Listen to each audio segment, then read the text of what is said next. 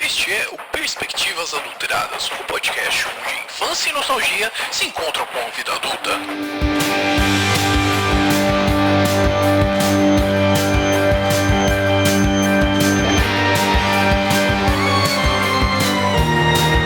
Sejam bem-vindos a mais um episódio do Perspectivas Adulteradas. Aqui quem fala é o Miau e fato, coelhos não são roedores, são lagomorfos. Sim, verdade. Tive que falar isso outro dia pra outra pessoa, isso. Que não era roedor. Eu, semana por semana, às vezes que eu vou, sei lá, num Cobase, alguma coisa assim, você passa perto desse negócio e ainda tem esse negócio de roedor, né? Com a fotinho do coelho. Exatamente.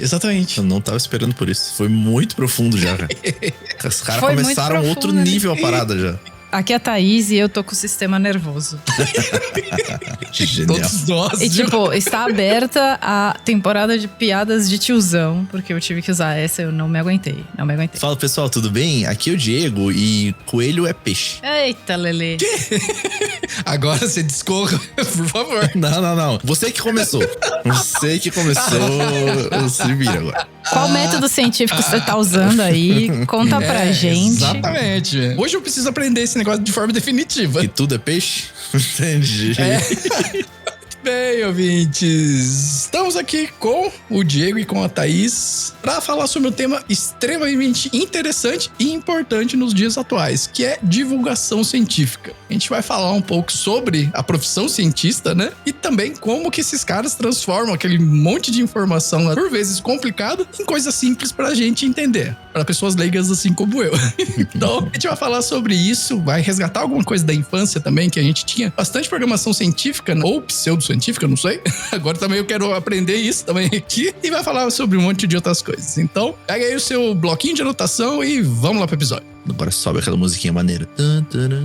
Pô, acho ela muito boa, velho. Caralho. Eu adoro ela. Bem bom.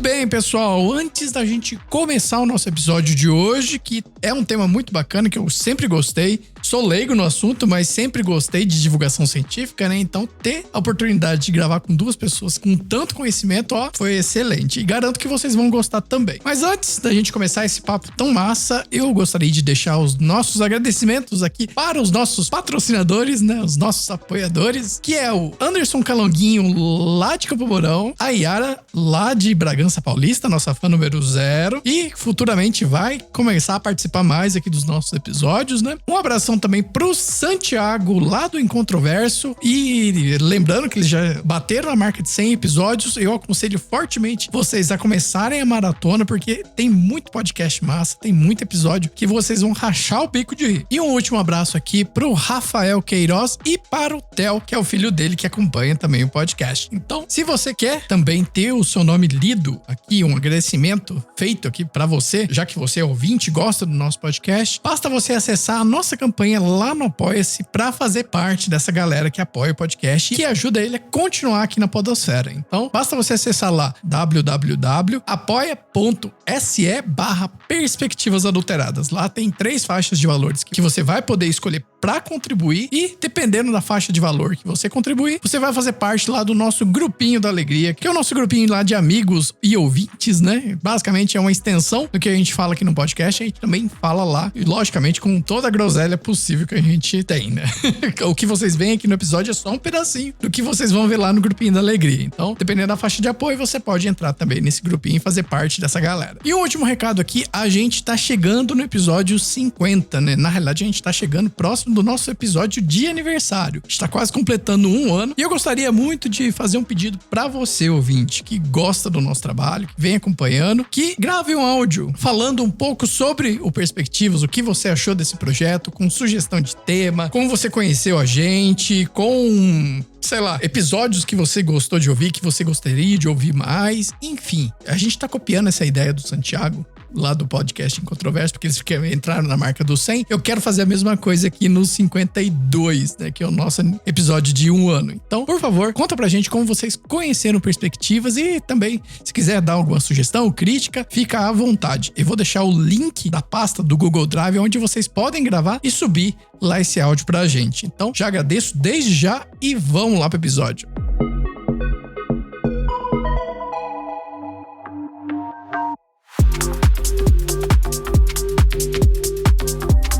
Muito bem, pessoal. Antes da gente começar o nosso episódio aqui, eu gostaria primeiro que agora vocês dois se apresentassem de forma técnica, para além da novela e para além dos games. Vocês que são cientistas, né? Eu sou um mero engenheiro de dados aqui hoje, só escutando só. Fala um pouquinho sobre a carreira de vocês e um pouquinho sobre o pezinho na divulgação científica que vocês têm antes da gente começar o papo mesmo. Não, vai lá, Thaís. Começa que você tem uma bagagem muito massa aí e me influenciou também nesse processo, hein? Eita, Lelê, bicho! Como assim? Como assim? Arquivo confidencial! Nossa, Carminha agora no arquivo confidencial agora. Ô, louco, bicho. Ô, louco, bicho, tá pegando fogo.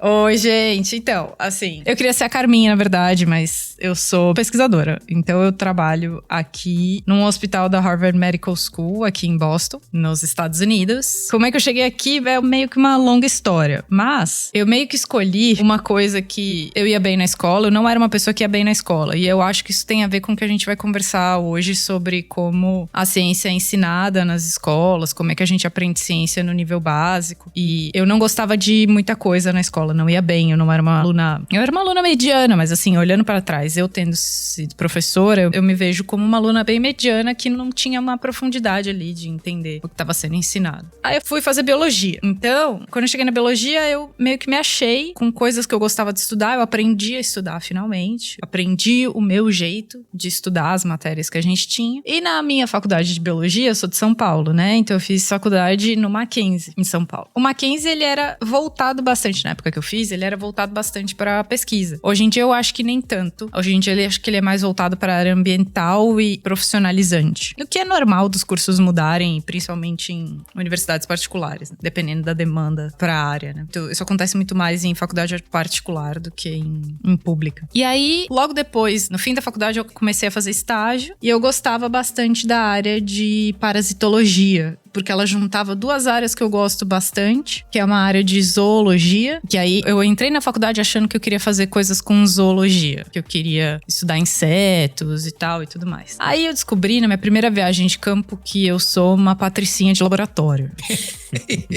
Que eu odiei ir para um campo e que eu prefiro o ar-condicionado. Aí, o que aconteceu? Eu fui indo mais para a área humana, mais biomédica da biologia, mas eu sempre gostei da parte que não era só biomédica, eu sempre gostava da parte de comportamento animal, de zoologia. Eu nunca gostei muito de planta, mas tava no pacote, tinha que estudar aquilo e tal. Aí, quando chegou na parasitologia, eu juntei duas coisas que eu gostava muito, que era parte dos sistemas do corpo humano, uma coisa mais fisiologia humana ou fisiologia animal, e juntava com um monte de zoologia no nível que eu gostava. Então, aí juntaram duas coisas e hoje, depois de bastante tempo na imunologia, essa é a área que eu mais gosto, que ela estuda como que o seu corpo reconhece e produz resposta contra o que ele acha que ele deve lutar. Seja um pâncreas com uma doença autoimune ou seja uma bactéria numa infecção bacteriana. Então, basicamente, foi isso que eu comecei a estudar. Eu passei por laboratórios que estudavam toxoplasmose e doenças autoimunes também. Depois eu fui mais para essa área de doença autoimune, então tentar achar um tratamento para uma doença autoimune. E daí depois eu fui para a área mais de infecção pesada. Eu peguei infecção bacteriana.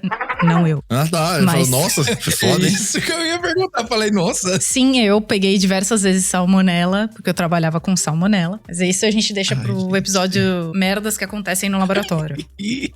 Mas essa é uma das. Eu trabalhei com salmonela, depois eu trabalhei trabalhei com leishmaniose, da Leishmania amazonensis. Trabalhei com Trypanosoma cruzi. A parte de quando eu trabalhei com salmonela, eu tava tentando desenvolver uma vacina para salmonela e eu meio que me apaixonei por essa área de vacinas. E é onde eu tô agora, é um laboratório que estuda componentes que ajudam a melhorar as vacinas e os efeitos colaterais que eles podem ter. Então, as vacinas têm uma substância que a gente põe para melhorar a resposta imune contra o patógeno que a gente tá querendo lutar, que a gente chama de adjuvante. É uma coisa que ajuda a vacina a funcionar. Eu estudo os efeitos colaterais desses adjuvantes que a gente coloca nas vacinas e se eles melhoram ou pioram o efeito da imunização. Isso em 10 minutos é a história da minha vida. Cara, não, na hora que você falou parasitologia, já me veio aquelas aulas de biologia de bater na cocô, cabeça. de bater cocô, né? É, meu Deus do céu. Fiquei até meio assim de perguntar. Falei, será, gente? Sim, bati cocô, mas não tanto quanto biomédicos. Não. Biomédicos que estão ouvindo a gente, vocês bateram muito mais cocô que eu. Muito mais. Ai, aquilo me gerava muito trauma. Nossa, toda vez que entrava nesse negócio, ó. Acho que foi aí que eu decidi. Ok, biologia não. Com certeza não. Cara, nessa hora que meu olhinho brilhou, o seu, tipo, não. Obrigado. Não, eu só fui ticando. Ok, bichos mortos, não. Bichos mortos. Bater cocô, não. Não estão nada mortos, tá? Não estão nada mortos, na verdade. No seu cocô, eles estão bem vivinhos.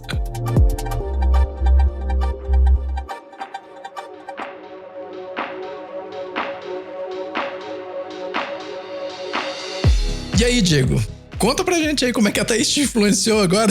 Pô, agora eu tô curiosa, bicho. Antes da gente gravar, a gente tá falando um pouquinho do SciCast, que foi, cara, um motor muito importante na minha vida para me aproximar da divulgação científica. Mas muito importante. Entre processos, não pessoas, assim, diretamente, tive pessoas que foram muito importantes na minha vida para isso, mas influências, assim, o SciCast talvez tenha sido uma das mais importantes, que fez eu me aproximar da divulgação e hoje trabalhar com isso. Mas voltando um pouquinho no tempo, a minha graduação, eu até falei um pouquinho lá no episódio de paleontologia. Eu sou formado em licenciatura em ciências, então não sou biólogo, físico, químico, não. Eu sou educador na área de ciências. Eu fiz mestrado e doutorado com paleontologia, com geologia, na verdade, né? Mas com paleontologia diretamente. Isso porque, quando eu tava na graduação, eu fiz estágio num projeto de divulgação científica, que é onde eu tava super imerso nesse meio, que é onde eu ouvia muito podcast. Onde eu via o SciCast, aquele do Neil deGrasse Tyson, que eu acho bem legal, cara.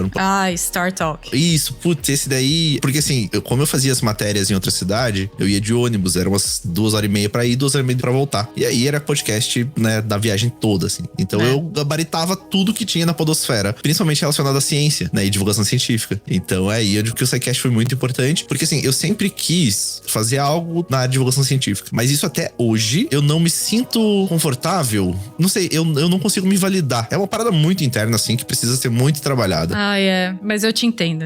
Sabe, então, mas tipo, assim, você pega outros assuntos, falei, pô, hoje eu atuo em 2 projetos que falam de games. E de boa, falo pra caralho de game e se deixar horas e horas. Mas pra ciência, assim, eu sempre ficava nessa. Pô, eu não quero. Não é que eu não quero, eu não me sentia apto a produzir conteúdo nesse sentido. Mas consumia muito. Mas assim, a vida acontece, coisas várias, quando eu veio, fiz lá mestrado, doutorado, trabalhei em escola, eu fiz um monte de coisa depois. Até que o meu orientador de TCC, daquele projeto de divulgação científica, lá da graduação, pô, eu vi alguma coisa dele na internet. Assim, eu falei, cara, eu quero voltar a trabalhar com isso. Divulgação científica é o que me move, é o que eu gosto de fazer, é o que eu sou apaixonado por fazer. Escrevi um e-mail ali, a gente marcou uma reunião. Hoje ele coordena aqui no Paraná NAP de divulgação científica, que é um projeto estadual, que são os novos arranjos de pesquisa e inovação. Então existem mais de 60 NAPs no estado e ele coordena o NAP de divulgação científica. Então a gente tem um aporte do governo relativamente substancial. Diria até que é um dos NAPs mais privilegiados nesse sentido de orçamento, né? Só pra vocês terem uma ideia aqui em números, para quem trabalha com ciência hoje, se a gente pegar o NAP, o Paraná Faz Ciência,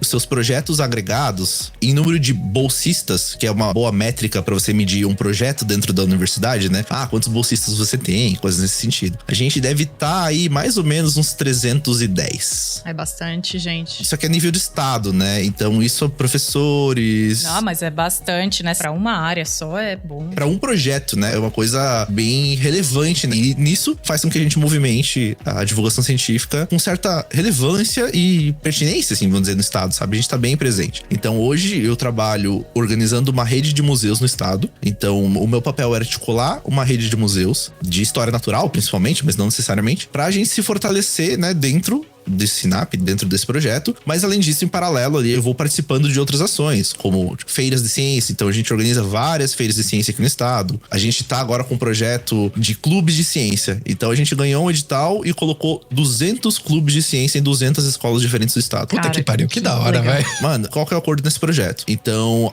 os professores ganham uma bolsa, ganham horas, né, pagas ali, como se fosse uma hora-aula a mais para trabalhar um clube de ciência, ganha uma bolsa mensal e ganha ali um recurso para equipar seu laboratório. Caramba, que legal. Foram 200 no último edital e agora a gente conseguiu mais um via governo federal de mais 45 escolas. Então, são 245 escolas em que a gente atua diretamente. E daí, ao mesmo tempo, então, a gente já organiza feiras de ciências, onde essas escolas são convidadas a participar. E nisso daí a gente fornece, tipo, a logística, a alimentação, etc, né? Então, a gente atua hoje nessa área, eu mais pendendo um pouquinho pra parte dos museus, estruturando aí essa rede, né? Porque a gente consegue mais coisas estando junto, né? A gente é bem mais forte. A gente atua em diversas questões, como ciência cidadã também. Então, a gente tem diversos protocolos de ciência cidadã, onde as pessoas podem, né, coletar seus dados, compartilhar seus dados, eles são públicos em diversas frentes aí, seja a saúde do sono, a poluição visual e vegetação, enfim, a gente atua em bastante áreas nesse sentido, né, e onde hoje, então, eu tô, digamos que bem satisfeito, né, podendo estar trabalhando com divulgação científica, podendo estar atuando ali, quase que na parte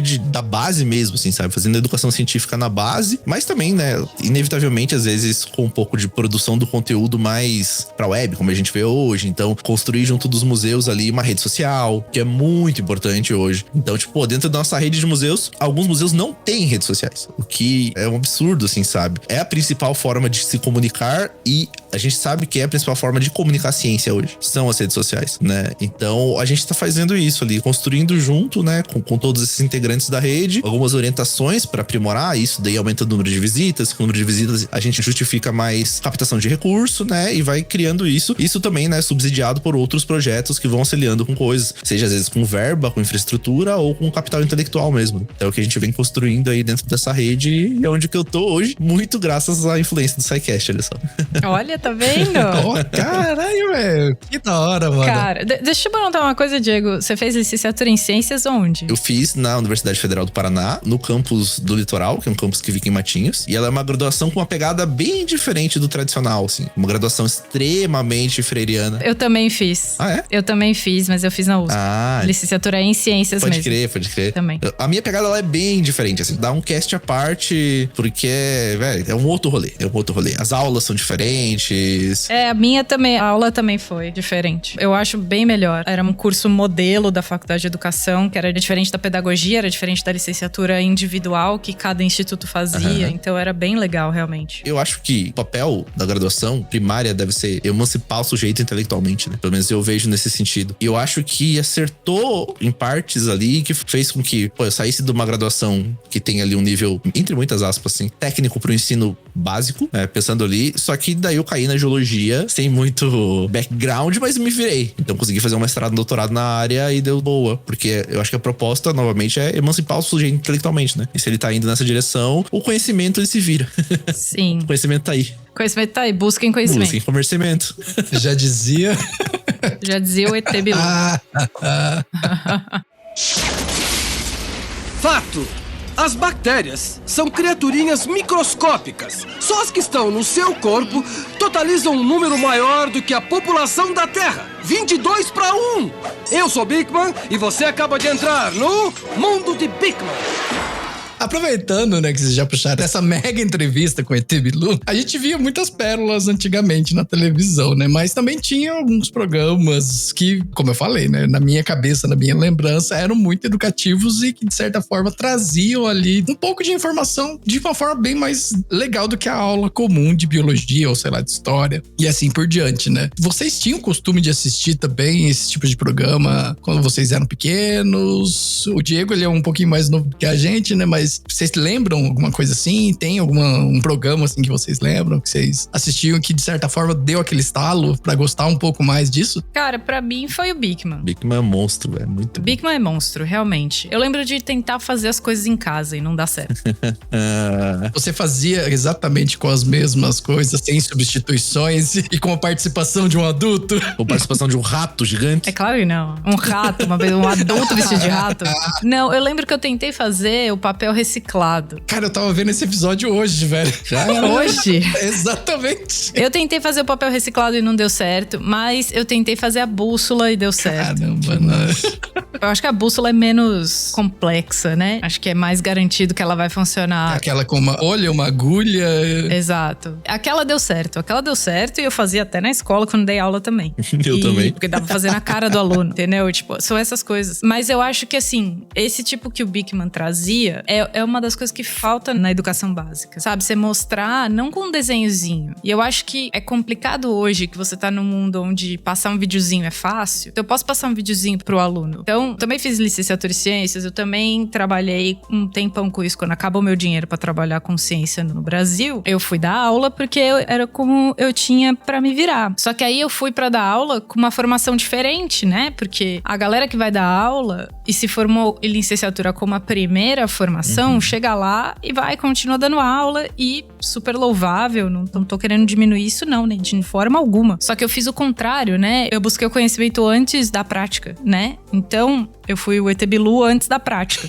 Eu fiz o mestrado, o doutorado, eu só comecei a dar aula depois do pós-doutorado. Então, eu tinha uma bagagem acadêmica muito maior e eu não via outro jeito de dar aula que não fosse mostrando as coisas acontecendo, entendeu? Então, isso pra mim foi muito pesado, porque quando você começa a dar aula, todas as escolas botam você pra assistir a aula dos outros. Você começa a dar aula, você não sabe dar aula ainda, né? Mas eles contrataram você por algum motivo e tal. E daí você vai ficar assistindo a aula dos outros. Aí eu ficava assistindo a aula dos outros e tal, e era videozinho, bicho. Aí o videozinho da pessoa fazendo esse experimento, o videozinho da pessoa fazendo esse experimento. E eu ficava assim, gente, qual que é o problema da pessoa trazer um laser e um espelho na sala de aula? Sabe? Eu tenho um espelho no bolso, eu tenho um laser. Quando a criança põe a mão nas coisas, a gente sabe que é completamente diferente. E é uma parada que, assim, eu lembro, até você comentando isso, me vem muita lembrança, como o Diego falou, das feiras de ciência, cara, que, cara, era a melhor época, assim, do ano pra você aprender as coisas, porque você era meio que forçado, entre aspas, né? A fazer, né? A pesquisar certas coisas e fazer certas coisas, né? Então, cara, era de explodir cabeça, assim, sabe? Eu gostava demais dessa época, assim. Então, mas quantas vezes você numa feira de ciências dessa, ou se preparando pra fazer alguma coisa, quantas vezes você em casa, você sabe que uma coisa acontece, só que você não sabe explicar? Vixe, várias vezes. Entendeu? Até hoje, por exemplo, outro dia uma menina tava falando que os amigos dela colocaram uma garrafa de Coca-Cola no congelador e explodiu. Eu acho que uma galera sabe disso e não faz ideia do porquê. Um outro exemplo também, por que eu não posso colocar ovo dentro do micro-ondas, né? Mas olha, eu vou te contar. Pois é. Vamos lá. Agora eu quero ouvir. Eu vou te contar, cara, eu fui procurar, acho que alguma outra coisa de fazer alguma coisa de ovo no micro-ondas. Mas tipo, que eu queria, sei lá, fazer um omelete, alguma coisa assim. E eu fui ver se dava pra fazer no micro-ondas. E eu caí num comentário, num site, alguma coisa de pode fazer ovo cozido no micro-ondas? Aí eu falei, meu Deus do céu, eu quero ver as respostas disso. De alguém que tentou. Eu quero ver, sabe, muito de entender uma coisa meio estudo antropológico, assim, sabe?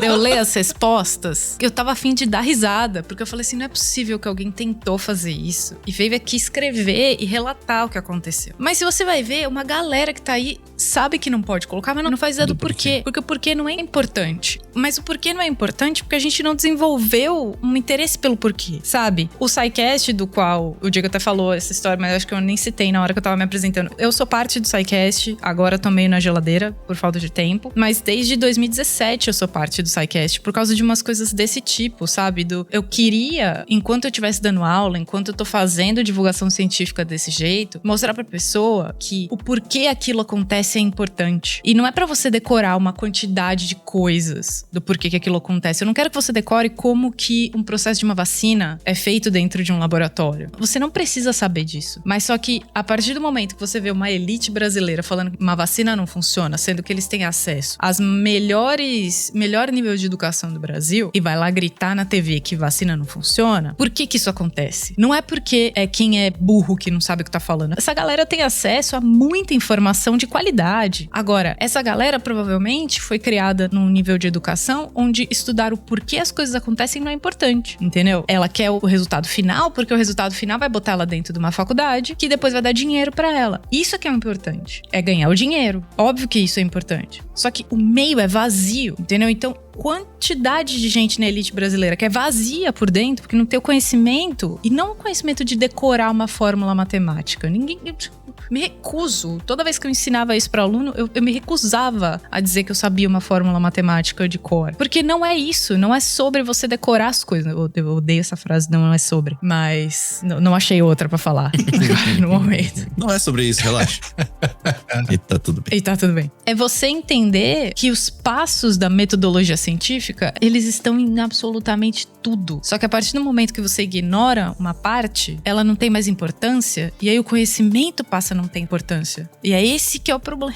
Aí você passa a acreditar no tiozinho do Zap que manda então, todas as evidências. Exatamente. Cadê a evidência? Se você não sabe questionar esse tipo de coisa, fica ruim de você entender, sei lá, eu te mandei um reel, não mandei, da menina falando sobre os médiums terem alterações genéticas. Inclusive, quando você mandou, aí eu lembro de ter visto essa matéria semana passada, eu até comentei com a minha esposa, falei, nossa, você viu essa matéria? Eu li, assim, bem por alto, mas morreu, assim, na minha cabeça, né? Falei, pô, caraca, como que os caras conseguiram chegar nisso? Aí que veio o seu reel, você falei, puta que pariu.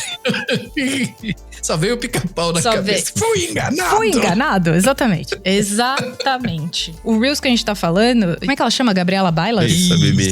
Ela tem um projeto de divulgação científica muito bom na internet. Muito bom mesmo. O jeito que ela fala é um jeito muito acessível pras pessoas e é o que a gente tenta fazer no SciCast também. O SciCast, não sei se ainda usa na vinheta, tudo de porque sim não é resposta, entendeu? Então a gente tenta tirar isso, porque um dos motivos pelos quais eu não me dava muito bem na escola é porque a maior parte dos professores falava pra gente porque é assim, porque sim. É porque tem que passar no vestibular. Então, cara... Era isso, né, velho? Você tá avaliando a educação pelo fim, pela prova lá no final. E isso é complicado, né? Isso não te dá habilidade, você não tá deixando a pessoa proficiente em nada, ela tá... E nem proficiente em passar em prova ela tá, entendeu? Você não dá proficiência pra ela. Então, o que eu gostava de fazer com meus alunos era mais ou menos isso, é você sair dos projetos que a gente fazia, das aulas que a gente fazia, sabendo habilidades e não sabendo calcular probabilidade de eu ter olho azul, dependendo de com quem eu vou ter filho. Nossa senhora, eu detestava essa aula, gente. Cara, é porque isso é mal usado, entendeu? O conteúdo disso é outro, não é você calcular uma probabilidade. Conteúdo real dessa área da genética e dessa transmissão de caractere é muito diferente a ideia que você passa com isso. E não de calcular probabilidade. Você pode calcular probabilidade? Pode. Mas a escola transforma aquilo só no cálculo da probabilidade. E não numa coisa... Assim, óbvio, o Diego vai saber falar isso muito melhor que eu, mas é que eu dava muita aula disso. Eu fiquei muito tempo dando aula disso. Então ficou muito marcado pra mim que as crianças saíam de lá com a ideia de... Ai, qual a probabilidade de eu ter um filho ruivo? Sabe? Aí eu falava, gente, não é sobre isso. Não é sobre isso. É sobre diversidade. Aí eu extrapolava pra algumas coisas. Quanto você, amiguinho, que é alérgico a absolutamente tudo, se fosse parar no meio do mato, você iria morrer. Exatamente. Exatamente isso. Você cai de um avião em algum canto, o rei do gado aí tem que comer uma meleca lá no meio do mato, você pode morrer mais facilmente do que um cachorro vira-lata. Todo mundo aqui pode morrer mais que um vira-lata. Entendeu? É basicamente isso, entendeu? Pelo que eu tentava falar pra eles, eu falei assim, a mensagem é outra. A mensagem não é você calcular a probabilidade de você fazer uma eugenia na sua família querendo um filho ruivo. Não é isso que a gente quer. Só que pra não ser isso que a gente quer, a gente tem que ter professores muito bem formados. E isso acontece, Diego? Aí, velho, jogou pra ti, mano. Aí tu me complicou. Pois é.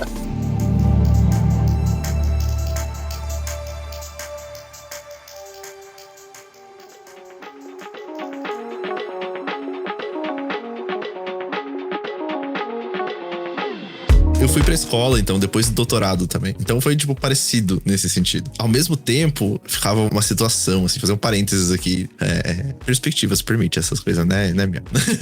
Assim, porque eu trabalho com uma pegada de educação extremamente, assim, focada no que eu acho que importa. Que é uma educação anticapacitista, antirracista, anticolonialista. Então, a educação tem que se pautar nessas coisas. O conhecimento, assim, o conteúdo, tá aí, cara. O conteúdo existe e tem uma criança de 14 anos ensinando qualquer coisa muito melhor do que eu, tá? Eu não vou ser o mestre dos magos e maravilhoso. Então, meu papel na escola tinha que ser diferente. Eu não tinha que estar ali pra explicar como que os genes se combinam. Tinha que fazer isso? Tinha que fazer isso? Cara. Tinha que fazer? Tem legislação que me coloca nessa... Exato. Tudo bem, então eu me aproveitava dessa situação, me aproveitava disso pra trabalhar questões que eu acho que são importantes. Só que assim, eu tava numa escola da elite. Cara, uma escola que com a mensalidade custa 5 salários mínimos. Só que ao mesmo tempo, então, fazendo o gancho que a Thaís estava colocando ali, assim, eu tinha um nível de formação comparado aos meus pares que era bem diferente, né? Então, a maioria ali, assim, não tô fazendo juízo de valor nenhum, mas, sim, fez uma educação, tipo, uma graduação à distância, teve pouca vivência de universidade, pouca vivência de projeto, pouca vivência com muita coisa. Eram menos experientes também, até por questão de idade, né? Tinha acabado de sair da graduação, eu tinha terminado o doutorado já, então eu era um pouco mais velho. Então eu tinha, assim, um certo aval pra fazer algumas coisas, entende? Porra, não, se ele tá trabalhando isso e trazendo essas pautas, esses tópicos, e as crianças ainda estão aprendendo ciência, ainda não, então continua fazendo, sabe? Nunca me podaram nesse sentido, até porque eu acho que não existia ali até uma argumentação sustentável pra isso, sabe?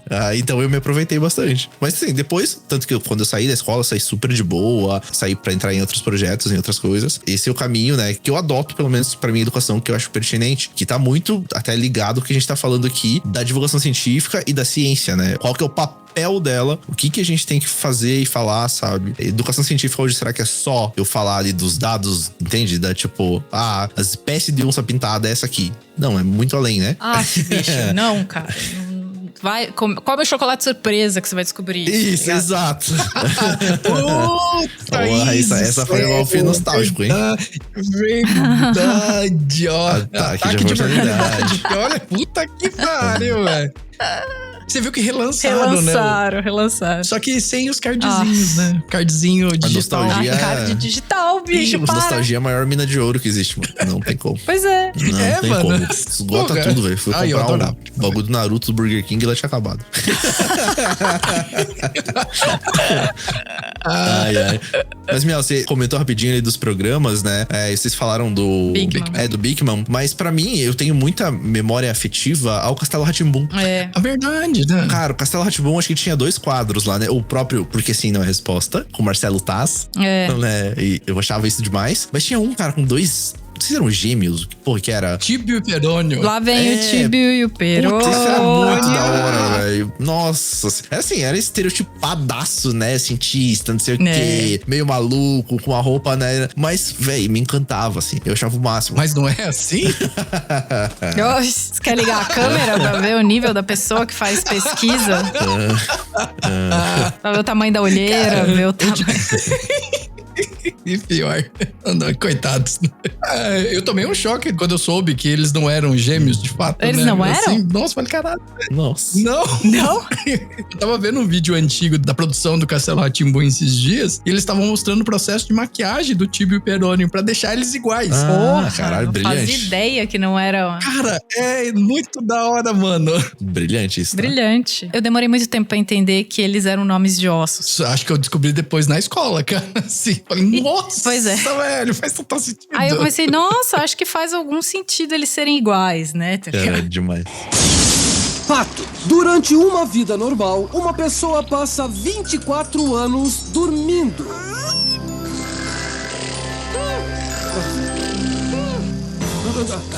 Eu sou Bigman e você acaba de entrar no mundo de Bigman.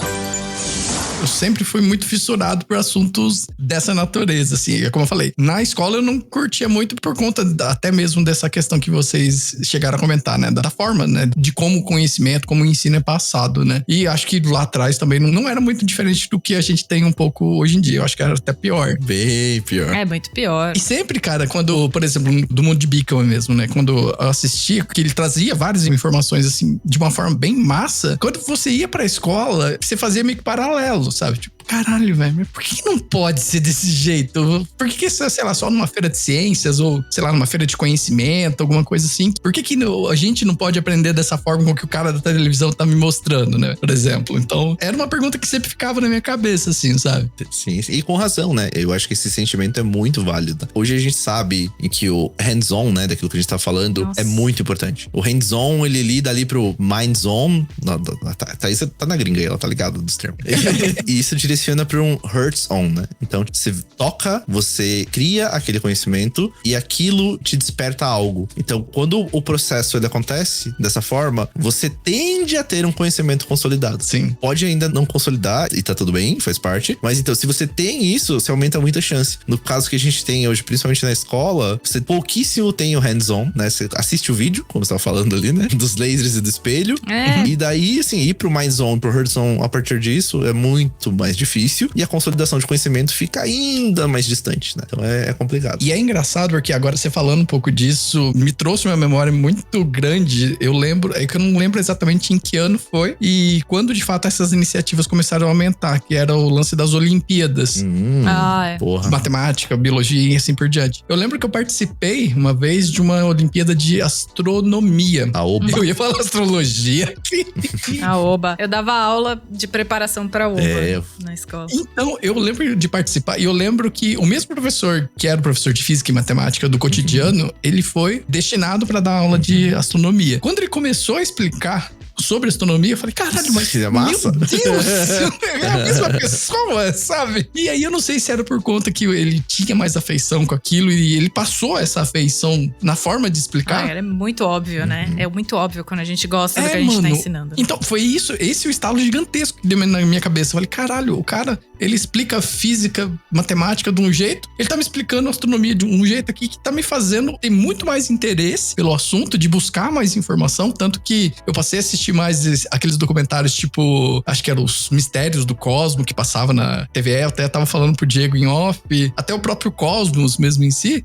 Sim, do Carl Sagan. Falei, caralho, velho, era absurdo, assim, essa diferença, sabe? Só que eu não sei eu não lembro a partir de que ano que essas iniciativas começaram a aumentar, né? Eu lembro que eu era bem novo, devia ter, sei lá, uns 12, 13 anos. Eu não lembro disso, dessa parte do Cosmos, eu só fui ver quando... Óbvio, eu sabia quem era o Carl Sagan, mas eu só fui ver o Cosmos dele quando eu vi o do Neil deGrasse Tyson. E aí eu já tava, tipo, sei lá, eu já tava no doutorado quando tava passando isso. Aí eu falei, nossa, ele fala do Carl Sagan, ele mostra pedaço do Carl Sagan. Eu falo, cara, como que eu perdi isso, sabe? Tipo, como que eu já, tipo, já estou na ciência, já faço o que eu gostaria de fazer pro resto da vida. Mas isso teria sido muito mais legal ver isso na época que lançou, entendeu? Sim, sim. Eu lembro muito disso. Eu lembro, agora eu não vou lembrar. Eu lembro mais desse, né? Com Mistérios do Cosmo, que era uma série francesa, se eu não me engano, que passava na TVE. E daí explicava toda a questão, por exemplo, dos asteroides que acabaram com os dinossauros. Hoje eu sei que não foi isso, Diego. Então...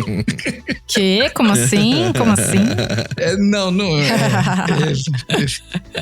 que eu lembro, cara, era uma série que era narrada pelo Garcia Júnior, cara, e ele falando com aquela voz impostada, sabe? E ela terminava justamente ele terminava com a frase falando que era questão de tempos até um próximo asteroide se chocar com a Terra. Nossa, você vem, meteoro, por favor, fazendo. Por favor. E eu lembro de eu criança assistindo, eu falei, nossa, será mesmo?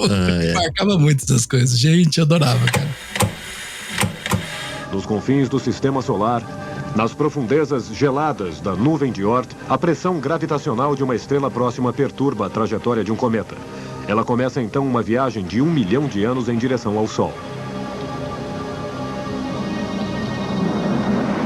Como 90% de nossos céus não são vigiados, um cometa pode chegar de forma imprevista.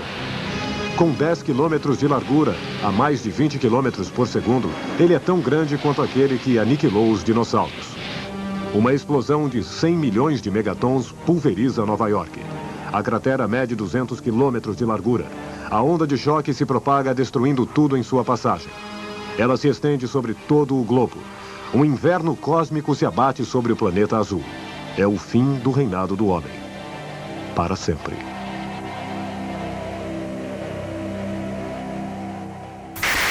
esse que você coloca agora das Olimpíadas Científicas, fazer uma ponte com uma frente de pesquisa que um colega meu que atua, que é a construção do capital de ciência, né? Ele coloca isso, tem muito mais propriedade pra falar do que eu, né? Mas eu tangencio ali algumas discussões. E isso até dá um subsídio pras ações que a gente vem fazendo aqui. Porque assim, participar de eventos que tem uma característica científica, seja uma excursão com a escola para um zoológico ou para um museu, ou participar de uma Olimpíada, ou participar de uma feira de ciências, isso faz com que, né, os sujeitos, eles vão aumentando esse repertório e construindo esse capital de ciência. E o que a gente tá percebendo hoje é que tende a influenciar essa pessoa a seguir uma carreira científica, cara. Então, se não uma carreira, pelo menos ter o gosto por isso, né? E é isso que você falou, pô, participei da feira de ciências e foi tão legal, a Olimpíada foi tão legal, né? E isso vai te dando gosto a isso. A gente teve uma crescente nessas políticas públicas há um tempo atrás, aí depois teve um declínio gigantesco, obviamente, né? Ali quando não é do interesse, né, do regente ter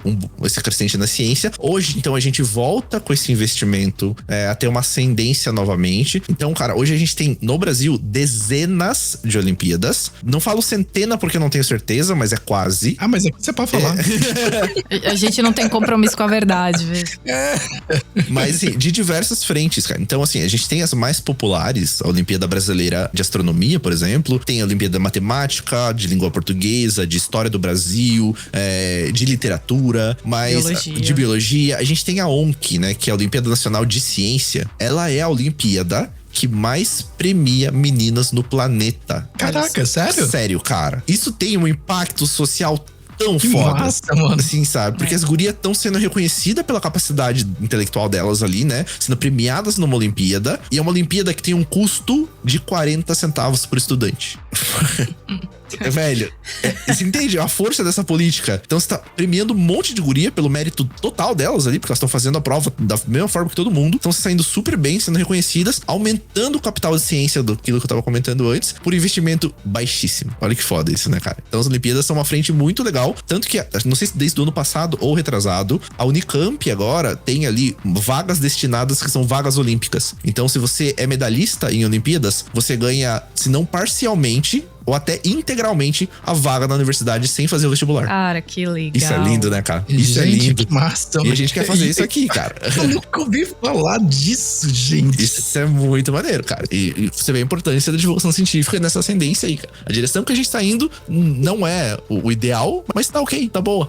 Caraca, que massa, mano. Sinceramente, eu não fazia ideia. O que eu sei aqui, principalmente dessa parte aqui do interior paulista, é que, de fato, a região de Campinas, Sumaré, eles estão investindo bastante nessa questão de tecnologia mesmo em si, né? De vagas mais voltadas pra tecnologia e tentando fazer uma atração de pessoas nesse sentido, né? Mas, cara, com relação a isso que você falou, gente, eu não fazia ideia, mano.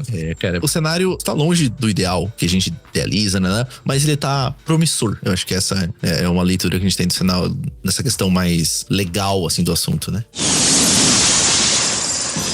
Fato. Os paleontólogos, que são os cientistas que estudam os fósseis, descobrem 7 novas espécies de dinossauros a cada ano. Acreditam? Acredite! Eu sou Bikman e você acaba de entrar no Mundo de Bikman.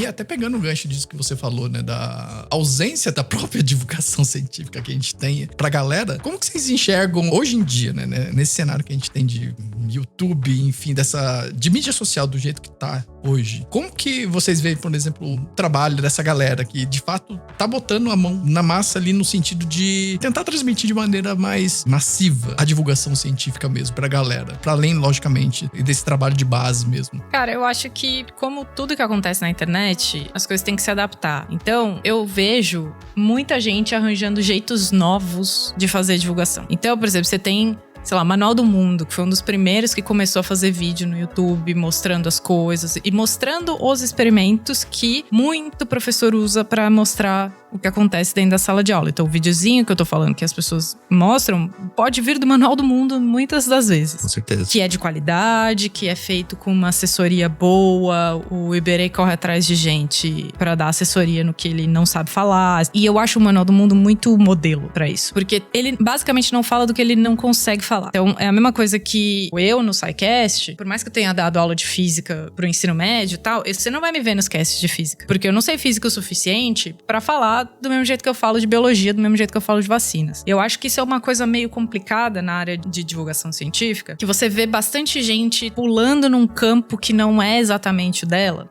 E aí a gente volta pra essa parte de você se sentir bem fazendo ou não, que é o que a gente tava falando, né, Diego? Você se sentir bem fazendo aquilo. E se você fala de games, você tá numa boa, eu tô muito dono da minha área e tal, não sei o que. Eu falando de novela, sou tipo voando, tá ligado? Tô aqui falando de atuação ruim das pessoas e tal. Tô super feliz falando disso. Mas leva um tempo muito grande pra você se sentir seguro de falar de coisas da sua área. Por quê? A ciência, pela natureza dela, eu não sei tudo. Eu posso ser muito segura falando de novela e tá falando um absurdo, que nem a gente fala no Novela Cast. Pode ser um absurdo, mas eu tô um pouco me fudendo porque eu não tô matando ninguém.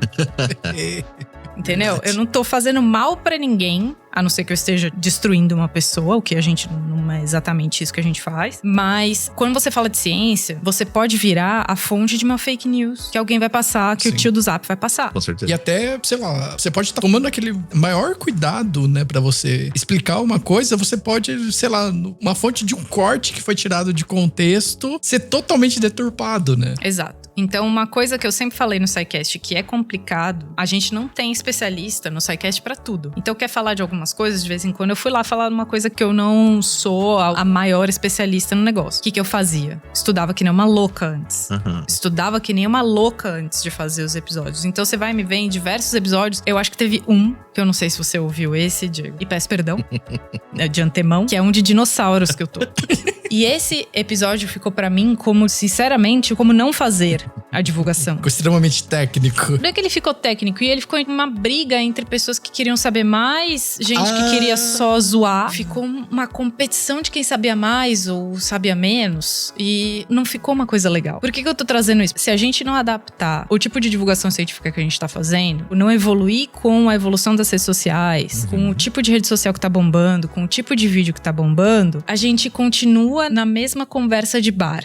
Sabe? Tudo bem que a gente tá fazendo aqui uma conversa de bar, o tipo podcast de conversa de bar, só que eu acho que ele tem que evoluir. E só que o que acontece também, essa é a primeira coisa que eu acho que tem que acontecer com a divulgação científica. Ela tem que se adaptar a todas as redes sociais do melhor jeito possível. Só que uma coisa que não pode acontecer é você acabar falando fake news de outras áreas que não são as suas. E isso acontece para um caralho. E é uma coisa que direto eu esbarro nisso, que é, o fulano, ele é doutor, pós-doutor e não sei o quê. E, cara, ele tá falando uma coisa totalmente diferente da área dele. Ele tá falando de carro voador, tá ligado? Exato. Então... A pessoa doutorada em virologia tá falando de carro voador, tá falando o novo iPhone. Existe acho que um termo disso, né? Acho que é falácia do... Como é que é? Apelo à autoridade, alguma coisa assim, né? É muito complicado. E o que a rede social pede da gente é like, pede compartilhamento. Só que se você vai falar de dinossauro fazendo supino, você não ganha compartilhamento, mas se você falar do novo iPhone, você ganha, entendeu? Então, é uma área muito complexa pra gente se adaptar, porque a gente ainda tá pautado num método científico que não se aplica um TikTok. Verdade. Entendeu? O método científico do jeito que a gente vê ele hoje, se a gente não pensar em jeitos de botar uma coisa dessa no TikTok, vai falar de um jeito pra uma criança que vai no dia seguinte chegar e propagar uma coisa que viu lá, porque viu no TikTok, que a Coca-Cola não explode na geladeira, e vai lá e explode, entendeu? É um exemplo tosco que eu usei, mas, por exemplo, esse Reels que eu mandei da Bibi Bailas, eu não sei qual que é a área dela de formação. Acho que é física. É física? Ela fez um trabalho muito bom de analisar o paper que ela tá falando. E que, assim, não tô recriminando o que ela fez de jeito nenhum, porque o paper que ela tá falando é sobre médiums terem alterações genéticas. Que foi feito um estudo da USP, eu acho, que fez sequenciamento do transcriptoma dos RNAs das pessoas e comparou pessoas que se autodeclaram médiums com pessoas que não se declaram médium. E foi ver o que tem de diferença entre essas pessoas. É a área dela? Não é. Mas o que ela tá fazendo nesse vídeo é aplicar o método científico na base, que é o que a gente deveria fazer com absolutamente tudo que a gente vê pela frente. Ela não precisa saber que o estudo foi feito não com o DNA, mas com o RNA. ela não precisa saber disso. Ela foi analisar como o estudo foi feito e explicar pra alguém como o estudo foi feito. Ou seja, ela teve que estudar aquilo, ela leu como se fosse uma pessoa um pouco menos leiga, porque ela é da área científica, sim, óbvio, mas não é a área dela. Eu tô citando bons exemplos e maus exemplos também, entendeu? O dela é um ótimo exemplo. Não é a área dela, mas ela explicou falando, olha, tem mais de 9.000 genes que são diferentemente expressos nas pessoas que são médiums. Só que a gente não pode falar que esses genes levam à mediunidade, porque não é isso que o paper tá provando. É basicamente isso que ela tá dizendo nesse vídeo. Mas o título da matéria expressa exatamente isso, né? Fala exatamente o contrário do que ela tá falando, que sim, os genes explicam a mediunidade. Sim, basicamente isso. Então, o que a gente tenta fazer no SciCast, tenta trazer esse tipo de coisa pra um público que não entende como esse trabalho é feito. Porque não é toda hora que você vai ouvir uma pessoa que eu vou explicar a minha pesquisa que eu faço aqui no hospital de um jeito que vocês vão entender. Eu falo, obviamente, de um jeito com as pessoas que estão trabalhando comigo, e com vocês aqui eu tô explicando minha pesquisa de outro jeito. Só que tem um monte de gente por aí que não sabe fazer essa adaptação. E eu acho que até tudo bem não saber fazer, mas que tenha gente que saiba, porque as habilidades científicas de uma população dependem dessas pessoas. Isso é bem delicado, né? Entendeu? A habilidade da pessoa entender se um fato é real ou não, de saber questionar se um fato é real ou não, depende dessas pessoas ensinarem como pensar cientificamente. Isso que você falou é uma verdade extremamente absoluta, porque é que nem, pegando até o exemplo do Bickman mesmo. O cara, ele não era cientista, ele era um ator, cara, ele era um titeteiro. Cara, de marionete, sabe? Né? Eu lembro de uma entrevista dele, alguma coisa assim, ele explicando as coisas que ele aprendia durante o processo de estudo do roteiro, era coisa tipo, ele aprendia uma explicação que ele tinha que dar sobre método científico, por exemplo, sei lá, um dia ou às vezes meio dia antes da gravação. E a forma com que ele te passava parecia que ele era um mega cientista, né? Então, isso que você falou, né? Dessa habilidade dessas pessoas em transmitir o conhecimento acurado, né? É esse divisor, né? De águas. Pois é, mas você tá vendo como precisa de uma equipe multidisciplinar? Que eu acho que o Iberê faz muito bem. Sim. O Iberê faz muito bem isso, porque a equipe dele, ele precisa falar de uma coisa que ele não sabe, ele busca gente. Ele busca as pessoas pra dar a consultoria pra ele, pra ver se aquilo tá certo, pra ver como fazer o experimento. Então, não é uma coisa amadora, parece. E não que tenha problema nas coisas amadoras. A gente tá fazendo podcast amador aqui, tá tudo certo. Só que uma coisa é eu falar de novela, uma coisa é a gente falar de filme, outra coisa é a gente falar de games. Sim. Outra coisa é a gente espalhar e usar a nossa autoridade pra falar sobre uma coisa e não ser o mais apurado possível, entendeu? É um campo delicioso, eu acho delicioso, eu me divirto muito fazendo isso, é uma coisa que me satisfaz muito, tenho saudade de estar no SciCast mais vezes, mas é uma coisa que é muito preocupante pra mim, porque eu tenho medo de sair alguma coisa durante uma conversa que depois vai ser usado como fake news.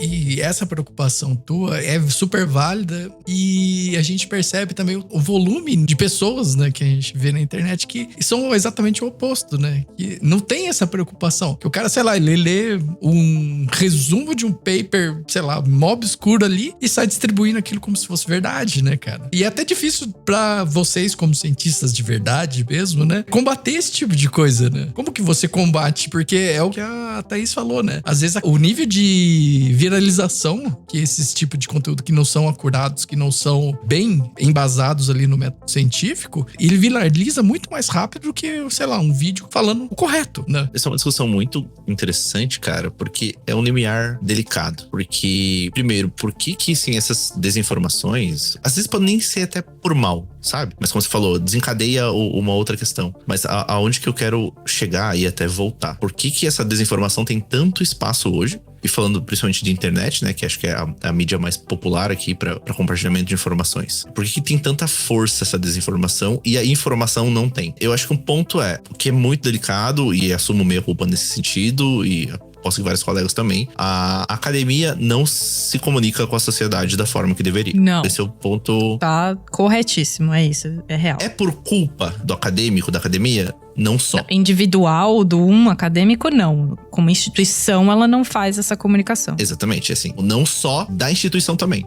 Isso é uma política pública, precisa de uma movimentação muito maior do que só o fulaninho lá querer fazer um vídeo no YouTube e tentar resolver os problemas do mundo com isso, né? Não vai acontecer. Poderia, mas não vai. Mas nesse sentido, assim, a gente tem essa galera que produz conteúdo pra internet hoje, na forma de podcast, nas formas, acho que principalmente das mídias verticais, que é onde que atinge muito público, tá sanando, né, essa dificuldade que quem produz conhecimento não faz, ou não da forma que deveria, sabe? Então, só que daí entra nessa questão, né? Tipo, ao mesmo tempo, a galera que pega um conhecimento qualquer e converte pra forma que achar melhor, ocupa esses espaços também. E aí fica nessa, uma disputa não necessariamente objetivada, né? Mas aonde eu quero chegar? Quem produz esse conhecimento tá fazendo isso com muito mais liberdade e com muito mais intensidade do que quem produz conhecimento de verdade tá fazendo, entende? Por N questões. Por menos grana, por menos tempo, por muita coisa. A gente vem também numa crescente nesse sentido com alguns investimentos pra isso, né? Então, sei lá, pega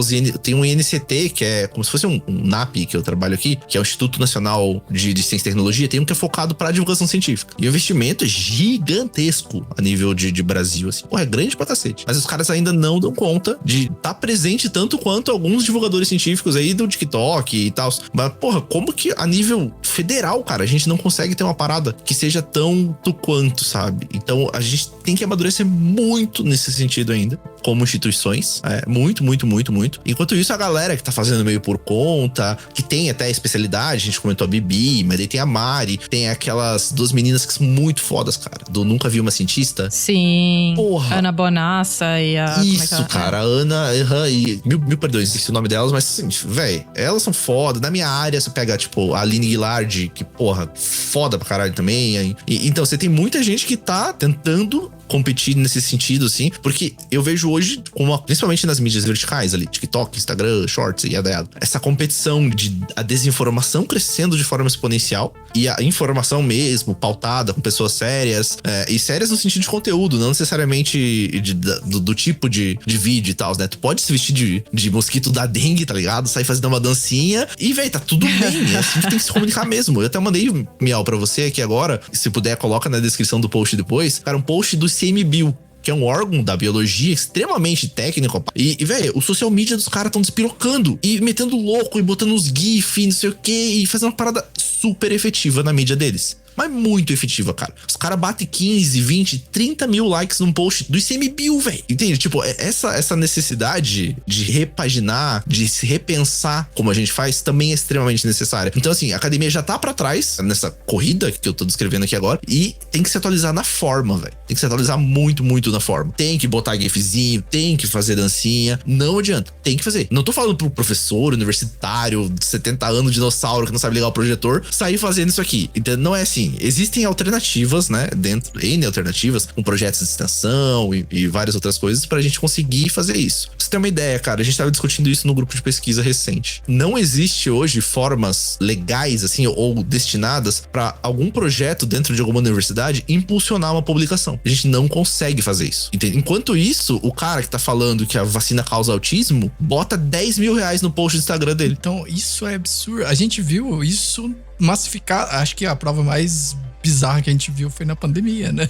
O nível que o Átila mesmo sofria de hate era absurdo. Eu acho que tem muita coisa aí no hate do Átila. O Átila veio como meio que um salvador, né, da área acadêmica pra explicar pras pessoas. Ele já fazia esse trabalho fazia bastante tempo. Ele, inclusive, participou de algum SciCast, não sei quantos. Ele já fazia isso no Jovem Nerd e bombou como ele sendo praticamente o único virologista que podia falar da Covid. Ele abriu porta pra muita gente, claro. Isso eu reconheço muito a importância dele. Só que aí, o que acontece é que ele abriu as portas pra muita gente que não tem estrutura pra fazer o que ele fez. Ele já tinha uma estrutura grande pra fazer o que ele fazia. As pessoas que fazem de um jeito amador não conseguem chegar no nível de alcance que ele chegava. E aí fica um buraco. O buraco que as instituições públicas que detêm esse conhecimento, que produzem esse conhecimento e ficam com ele guardado, não comunicam. E aí fica um buraco pra ser preenchido pela galera que vai lá falar que câncer de mama não existe. Tem isso agora, gente. 2 médicos foram indiciados, entendeu? E a história toda das meninas do Nunca Vi um Cientista, que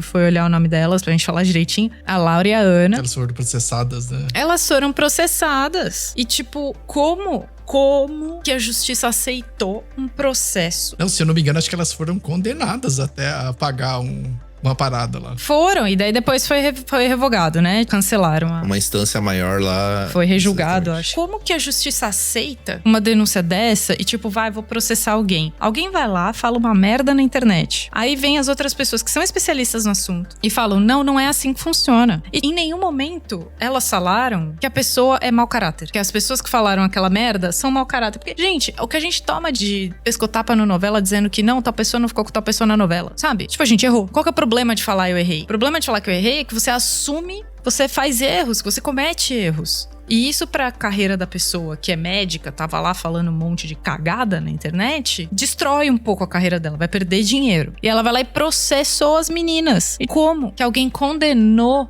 as meninas e elas tiveram que tirar o vídeo do ar. O vídeo que fala o fato como ele é pelos olhos do método científico. Enquanto você tiver um sistema judicial que põe dano moral acima de metodologia científica, não vai dar. Entendeu? Não vai dar, elas vão perder toda vez, elas vão precisar de mais instâncias para serem inocentadas, entendeu? Porque quem tá pagando o melhor advogado? Você acha que esse médico, essa médica, não sei, que falou essa merda, que processou elas ou elas? Não, é exatamente isso que eu ia falar, porque por mais que você tenha que recorrer a mais instâncias, cara, é dinheiro que tá correndo, né? E às vezes o cara ali da ponta, que é o que vocês estão falando, né? De não ter tanto recurso pra divulgação, ele também não vai ter esse recurso jurídico, talvez, pra encarar uma briga dessa, entendeu? Então, mas assim, eu acho que no caso delas, quem devia fazer isso é a instituição Academia Brasileira. Sim. A gente tinha que ter o backup da Academia Brasileira, então a gente caga de medo de fazer divulgação científica, porque a gente tem medo de falar merda e ser destruído por aí. E aí, você não tem o backup de um conselho, por exemplo. Verdade. A gente até conversou sobre essa história, né, Miau? Uhum. Mas a gente não tem um conselho que nem o CFM bancou todo o tratamento precoce, a liberdade do médico durante a pandemia de receitar o que ele quisesse. O CFM bancou isso pros médicos. Nenhum médico que foi processado, o processo foi pra frente. Agora, as meninas vão lá, mostram que é verdade pela metodologia científica. Você vê, eu não sei se elas são biólogas, mas você vê o conselho delas fazendo alguma coisa por elas? Não faz, cara. É uma instituição fraca no Brasil, que é mais enfraquecida quando você vê que quem tem mais dinheiro se dá bem sempre. E quem tem mais dinheiro quer mais dinheiro. Sim. Então, achou um buraco na internet. Eu posso ganhar dinheiro fazendo review de prendedor de salgadinho. Sei lá, é o que tá aqui na minha frente. Usar prendedor de roupa para fechar pacote de Dorito, entendeu? Agora, isso é um buraco que tem na internet? Eu posso viralizar nisso. Agora, isso eu não tô matando ninguém fazendo review disso. Agora, se você escolhe uma coisa que é pesada, como eu vou fazer um review dizendo que vacina causa autismo. Eu vou fazer o review do paper que foi retratado, mas eu não vou falar que ele foi retratado. Eu vou omitir essa informação e explicar de um jeito, com essa coisa de autoridade que eu tenho, e ferrar uma galera, tá ligado? Sim, sim. E às vezes ele nem afirma categoricamente, ele só lança, sei lá, pode ser que aconteça, sabe? Ele transmite isso de uma forma que talvez ali a pessoa que não tem tanto conhecimento ou tá vendo aquilo ali no celular, no ônibus, meio de maneira transversal ali, ele não vai entender que pode ser que aconteça ou é fruto de um artigo que foi totalmente refutado há um tempo atrás. Ele vai gravar isso, vacina causa autismo, tá ligado? Então, mas aí o buraco ele está aí por causa de uma educação básica de anos que não foca na importância do porquê que as coisas acontecem, de como que a gente descobre que uma coisa é real ou não. Então, a hora que você pega essa pessoa que tá ávida por conhecimento, se você mastiga de um jeito, ela vai pegar. Se você mastiga de outro, ela também vai pegar. E aí, você joga na mão de gente que não tem conhecimento. Por isso que eu volto na ideia de que é muito complicado você ter que usar as métricas de rede social de sucesso, de alcance, de viralização, pra poder pagar suas contas. entendeu? Isso é muito complicado, porque daqui a pouco, um dia você tá falando de vírus, outro dia você tá falando de carro voador. Exatamente. Entendeu? Enquanto a métrica for like, falar de um vírus e falar de uma vacina não vai dar tanto dinheiro quanto falar de um carro voador. Então eu não tenho nenhuma capacidade de falar sobre um carro voador agora, mas, né, se acontecer de um dia eu ficar desempregada, eu tenho que pagar a conta, pode ser que em algum momento, eu nunca vou fazer isso, tá? Nem se isso aparecer no corte, mas nem se você fizer um corte desse pedacinho único, eu não vou fazer isso. Não vou passar vergonha na internet. Eu posso ver isso como uma opção no futuro, de falar sobre uma coisa que eu não sou especialista. E ser responsável por uma merda ali pra frente. E ser processada depois, entendeu? Sim, sim. E é triste você pensar que o tanto de conteúdo que tá indo nesse sentido nesses últimos anos, né? Sim. É complicado. Mas, sim, enquanto a gente fala disso, o lado top term do negócio é que ainda tem gente com muita qualidade fazendo isso. Verdade. Ainda tem gente com muita qualidade fazendo isso. As meninas, então, tipo, deixar como recomendação aqui, Manual do Mundo, que nem eu falei, essa Bibi Bailas, as meninas do Nunca Vi o Cientista. Tem muita gente brotando aí com garra, com vontade de fazer isso, com vontade de brigar na internet com quem tá falando merda. Ainda tem salvação, sabe? Não é uma luta perdida. A gente só precisa ter vontade. Exatamente. Dinheiro também ajuda bastante nesse aspecto. Nem faz. Fato. Durante a nossa vida, cresce cerca de 560 quilômetros de cabelo na nossa cabeça. O cabelo não para de crescer nunca. Eu sou o Bigman e você acaba de entrar no mundo de Bigman. Antes de finalizar, Diego, como que é o lance do peixe mesmo? Cara, tem muita discussão dentro da biologia, como todas as ciências evolutivas, né? E que quando a gente fala, não, isso aqui é tal grupo, isso aqui é tal outro grupo, não sei o quê. Sempre entra alguém e fala, não, porque tudo é peixe. Entendeu? Mas é uma discussão já, assim, antiga. Hoje se tornou um grande meme, né? Dentro das ciências evolutivas, assim. Mas é algo que foi pra trucar a tua descrição do coelho. Mas ainda é fofo falar que calopsita é dinossauro. Não, isso sem dúvida. Isso obviamente. Pombo eu acho mais radical, porque o bicho é um monstro. Um monstro, bicho, é um monstro. Ele passa tudo aquelas doenças que você estuda aí. Toxoplasmose, né? Maria. Deus me livre, guarda. Aí, ó, Thaís, como você consegue? Cara, mas vamos lá, 70% da população mundial tem toxo. Olha que bicho inacreditável de estudar. É sério mesmo? É sério, cara, ele é muito silencioso, ele não mata o hospedeiro, é muito inteligente. Genial. Eu achei que só fosse uma sacada de ficção literária do Fábio Yabu naquele Não. protocolo Blu-ray de zumbis. Não é, cara. Caralho, Ele tá. velho. E assim, tem um monte de trabalho, e aí trabalhos questionáveis por causa da metodologia científica, dizendo que toxo muda o comportamento das pessoas, porque ele vive no sistema nervoso. Uhum. E aí tem um trabalho que diz que ele muda o comportamento das pessoas porque mais gente infectada por toxo bate o carro. Mas, olha aí o problema da metodologia científica. Com 70% da população do planeta tendo soro reagente pra toxo, ou seja, já entrou em contato com toxo alguma vez na vida, você não tem como dizer nada.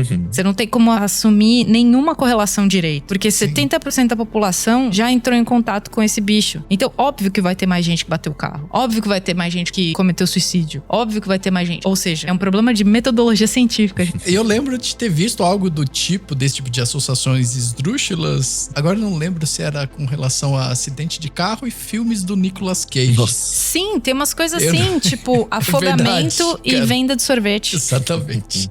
Umas correlações absurdas. Sacou? assim. É por isso que a metodologia científica ela tem que ser entendida, porque daqui a pouco você tá falando assim, eu vou tomar sorvete, mas a minha chance de morrer por afogamento aumenta muito. Bicho, olha, não tem nada a ver uma coisa com a outra. O filme do Nicolas Cage eu até entendo alguns pontos, assim. Se for Era os 60 segundos? pode ser que sim. Se fosse 60 segundos, ainda dá pra entender. Motoqueiro fantasma. Motoqueiro fantasma também, dá pra dar. Aí, ó, momento top term, momento falar de coisa boa. Exatamente. Não, motoqueiro fantasma não é bom, gente. É o fruto da sua época. Ou, sabe o que eu fiquei sabendo hoje? Sabe o que eu fiquei sabendo hoje? Acho que um jeito maravilhoso de fechar esse episódio é... Começaram as gravações de As Branquelas 2. Porra, lendário, tá? Meu Deus, gente. Precisa? Não sei, mas eu quero. É bem isso. O filme envelheceu como um copo de leite em cima da pia? Sim, porém, quero ver o 2. Excelente definição. Fato. Todas as pessoas da Terra já foram, nem que tenha sido só por meia hora, uma única célula. Quem é você? Eu sou Bigman e você acabou de entrar no Mundo de Bigman. E é nesse clima gostoso que a gente finaliza o episódio, gente.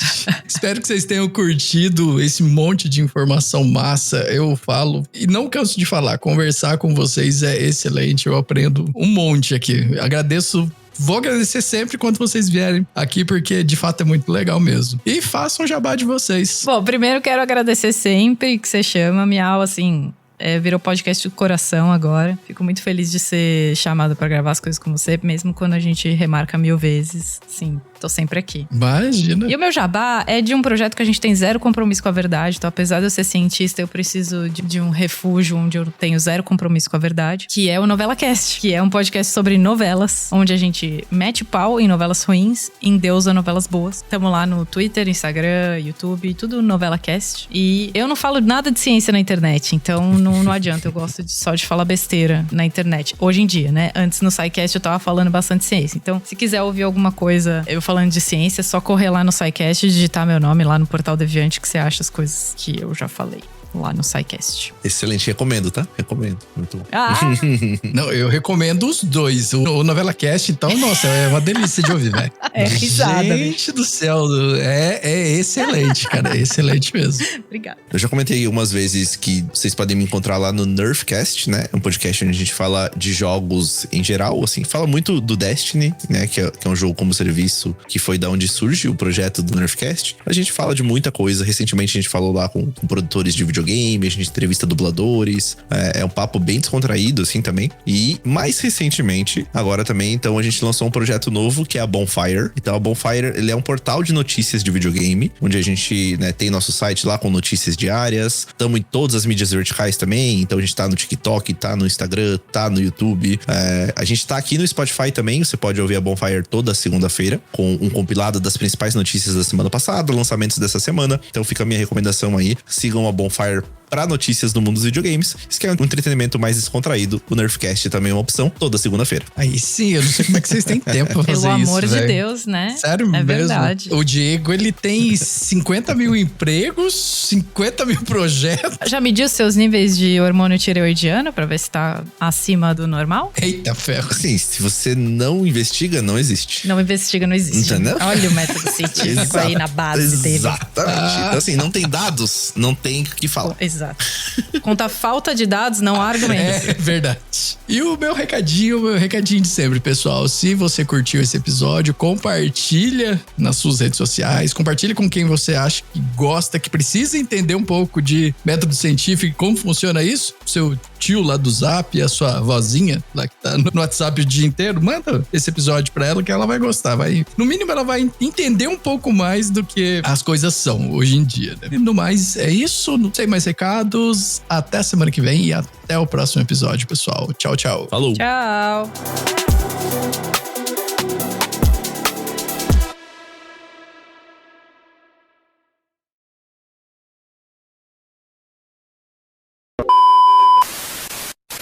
O Diego, ele é mais novo que a gente, Thaís. Então ele falou, ele já levantou a bola que algumas coisas ele não lembra. Aqui, mas... Não é que eu não lembro, não existia. Ele não existia. Não. Mas, cara, eu estava falando com... Meu marido também é biólogo, né? E ele tava falando com a minha mãe tá aqui. E a gente tava falando, e ele falou assim, não sei o quê, mas a Thaís não assistia a Globo Ecologia, a Globo Ciência? A minha mãe olhou pra ele e falou muito claramente assim, a Thaís estava dormindo. Porque passava 6 horas da manhã, né? Sei lá. Simplesmente ela falou muito claramente assim, a Thaís estava dormindo. A Thaís dormia bastante. Mas Mundo de Bigman, você assistia? Porque era no horário que eu estava acordada, esse sim. Sim, aqui. Como é que chamava aquele lá da Eliana mesmo? Aquele biólogo da Eliana? Sérgio Rangel? O biólogo da Eliana. E Sérgio Rangel. É o biólogo da Eliana. É verdade. É isso também. Que nem o bombeiro da Eliana. Ah, não. Aí sim, hein?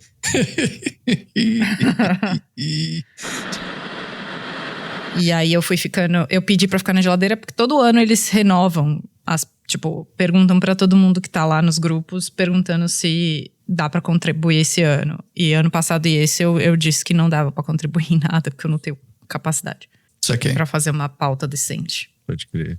Puta trampo, né? Não, imagina. É Me diferente. diga aí.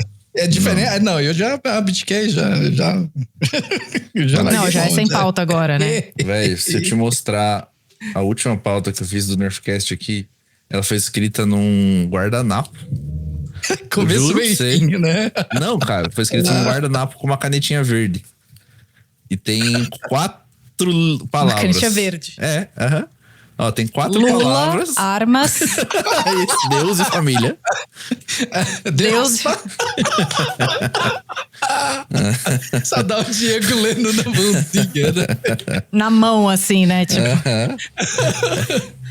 Eu juro, eu peguei ela aqui, ela tava amassada aqui, eu peguei ela aqui. Cara. Caralho, Diego. Meu Lula. Deus. Lula, armas.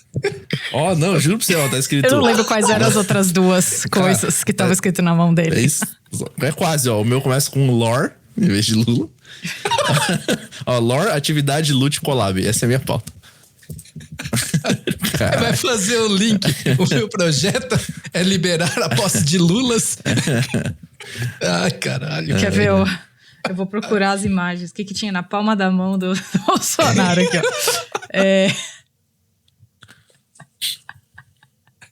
Mas acho que era mais ou menos nessa pegada mesmo, viu? Eu acho que sim. Pesquisa, armas e Lula. Tava escrito na mão dele. Caralho, são temas super complexos, né? Pra você. Tava real escrito isso, Ai, né? gente.